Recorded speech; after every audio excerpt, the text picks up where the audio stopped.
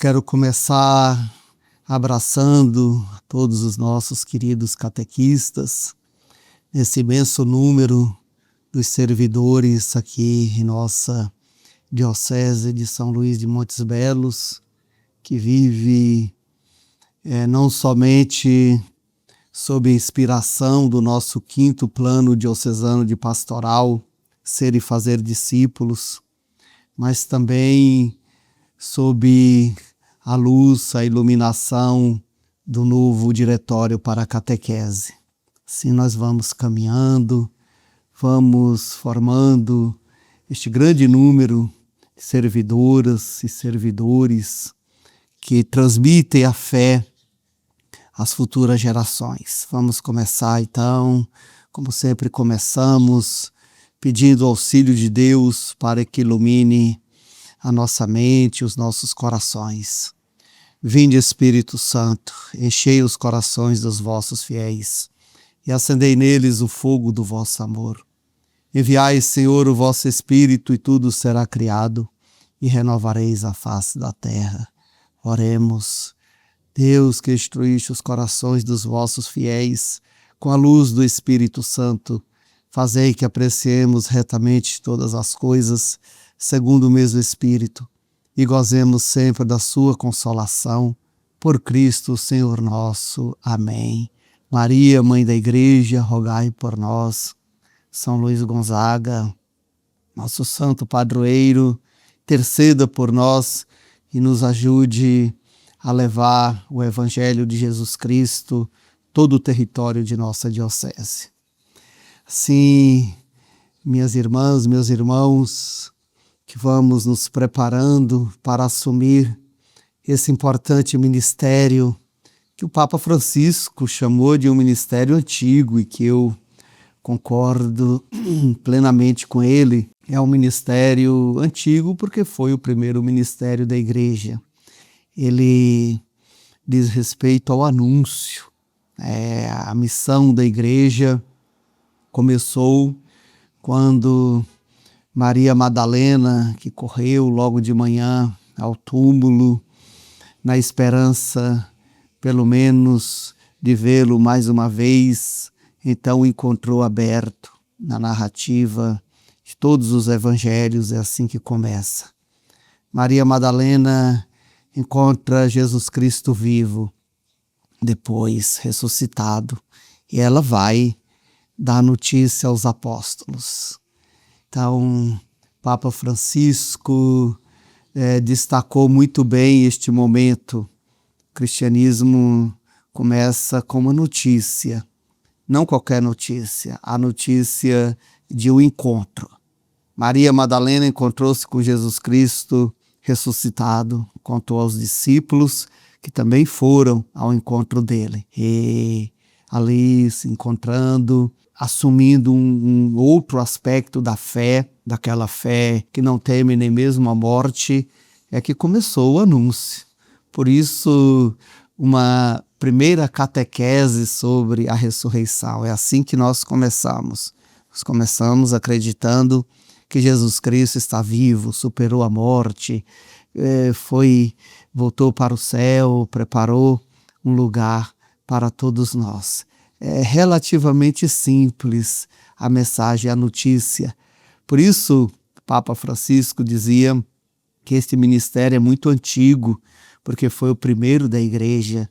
Talvez, em algum momento histórico, ele tenha sido deixado um pouquinho de lado, mas foi resgatado em pleno quando o Papa ofereceu a oportunidade àquelas e àqueles que se sentissem chamados de assumir de maneira estável este ministério. Não somente um momento na vida, não somente uma colaboração, não somente uma pastoral, mas ministério de catequista. Ou seja, em tempo integral, ele acontece de maneira ordinária em nossos encontros formativos, preparatórios para a Eucaristia, para o sacramento da confirmação, preparação de padrinhos para o batismo, para o matrimônio. São momentos ordinários. Mas o catequista que pretende assumir esse ministério, ele precisa de fato usá-lo efetivamente na vida, na família, nos encontros, no trabalho, na cidade. Somos todos nós, então, chamados e desafiados a anunciarmos Jesus Cristo ressuscitado, a esclarecermos também sobre a fé, aquela fé que já é também explícita em Atos 2:42, que é que marca a fé dos discípulos, de um discípulo de Jesus, é a fidelidade ao ensinamento dos apóstolos. Os apóstolos daquele tempo, os bispos no dia de hoje, depois a constância na oração. O discípulo reza, porque a oração é principalmente a tomada de consciência de que nós precisamos que Deus esteja conosco. Nós não rezamos para fugir de nossas responsabilidades, de nossos compromissos, mas nós queremos e precisamos constituir a certeza de que Jesus Cristo caminha conosco, caminha à nossa frente, Ele prepara tudo, que Deus nos sustenta no trabalho, por isso é tão importante a oração. E depois a partilha constante e fraterna do pão, onde nós fazemos de maneira ordinária, principalmente na celebração da Eucaristia.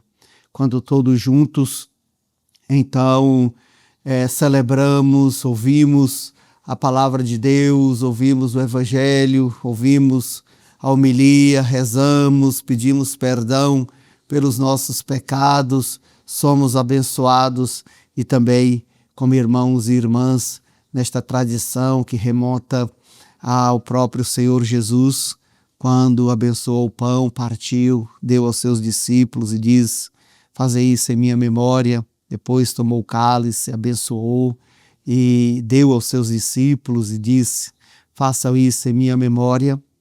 Desde aquele dia nós continuamos fazendo, continuamos então nos reunindo para, em memória, repetir aquele gesto e trazer então a presença real de Jesus Cristo para o meio de nós. O catequista estável que recebe o ministério, portanto, ele vive essa realidade, ele deve viver essa realidade em sua vida, ele deve testemunhá-la. E aí então o ponto do nosso processo formativo, que diz respeito ao ser catequista, depois o fazer e depois o saber fazer. Então,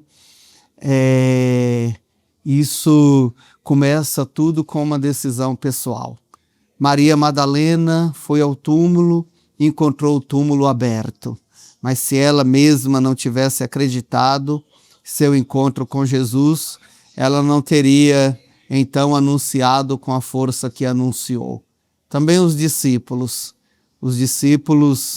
que foram ao longo do tempo testemunhando a presença real de Jesus e anunciando ela ao mundo. Se eles não acreditassem primeiro, se não fossem transformados por este encontro, eles não teriam a força suficiente para anunciar com a força que anunciaram. Então, ser primeiro, antes de fazer discípulos, porque é isso que o catequista faz, é fazer novos discípulos para a igreja, novos discípulos para Jesus Cristo. Antes de fazer esses discípulos, nós precisamos nos tornar discípulos. Isso é um ponto importante, porque senão a gente pode cair na pretensão de dar aquilo que a gente não tem. Isso também é sabedoria do Evangelho. Jesus Cristo já nos ensinava dizendo que ninguém dá aquilo que não tem. Por isso ele mostrava o Pai, porque veio do Pai, porque diz no Evangelho de João: eu e o Pai somos um. Aquilo que eu anuncio do Pai é verdade, porque Jesus tinha para nos dar e todos paravam para ouvi-lo, ao contrário dos fariseus, que esse sim é o contrário do fazer que antecede o ser, né? Eles não viviam a vida e as leis e as regras que eles mesmos pregavam, que eles exigiam dos outros povos.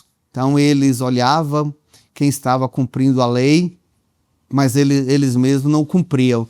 E por isso mesmo Jesus os reprova assim de maneira muito contundente.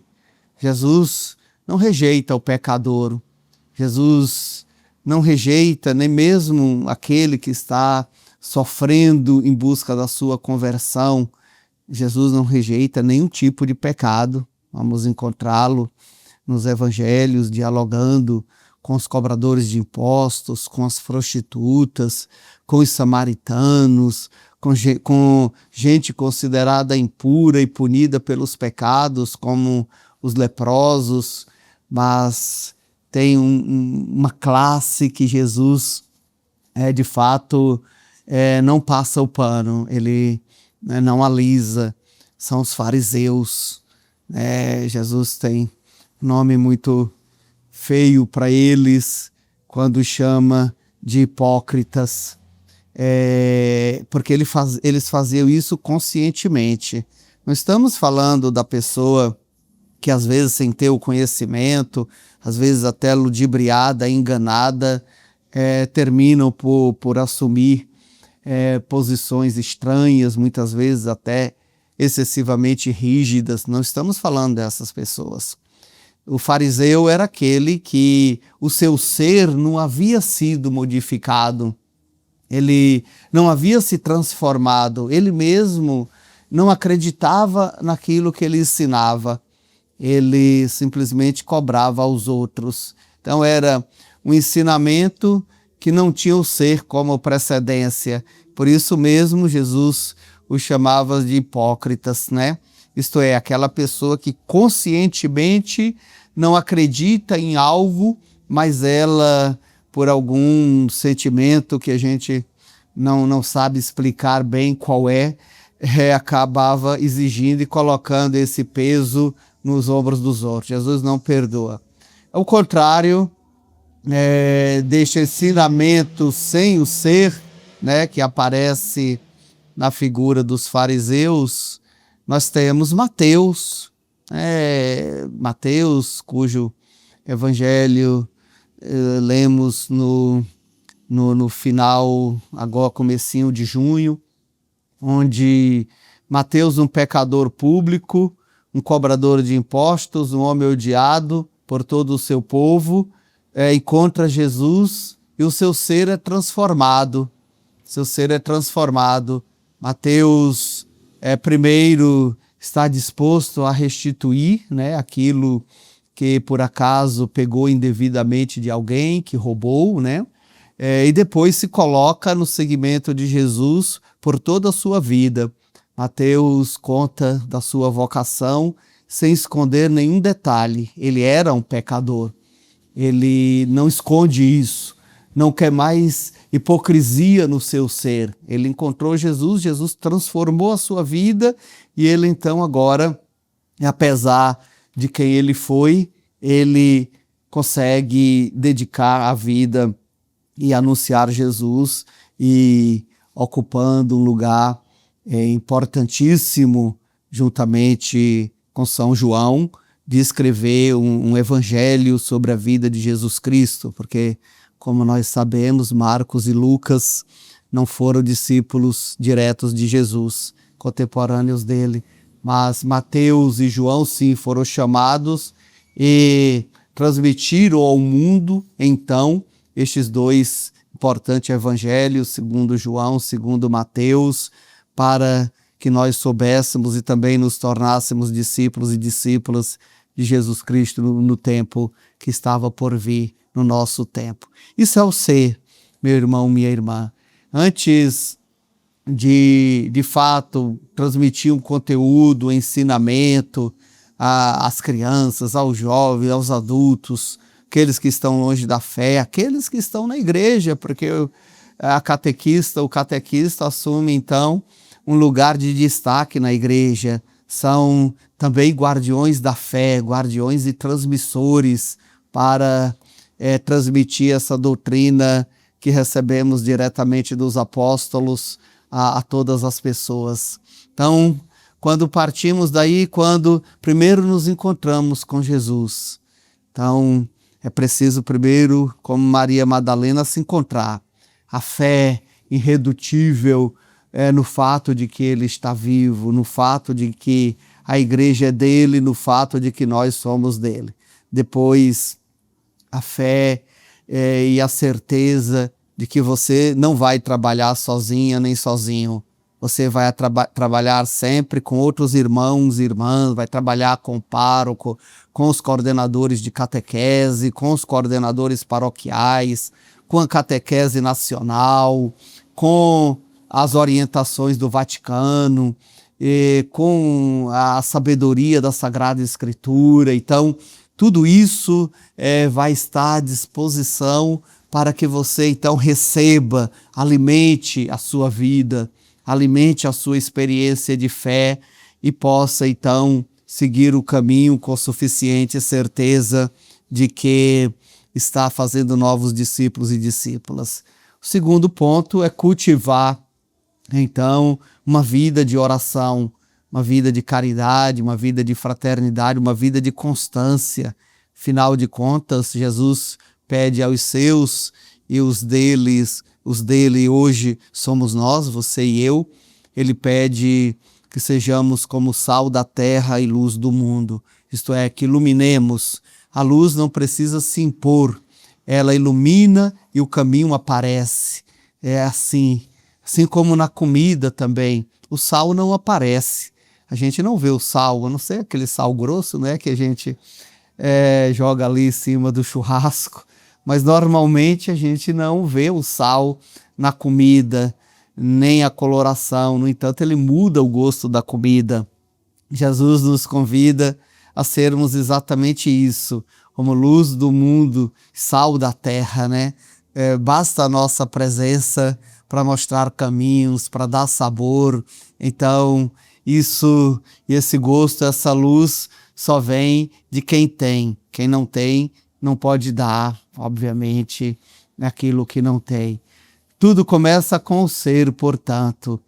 Depois que somos, aí podemos transmitir aos outros. Nessa etapa, portanto, meu irmão, minha irmã, eu desejo a cada um de vocês que, de fato, redescobrindo a beleza do Evangelho, a beleza de Jesus Cristo, se encontre com Ele ressuscitado e cheios desta boa notícia, com essa grande alegria, também vá contar aos outros irmãos. É simples assim.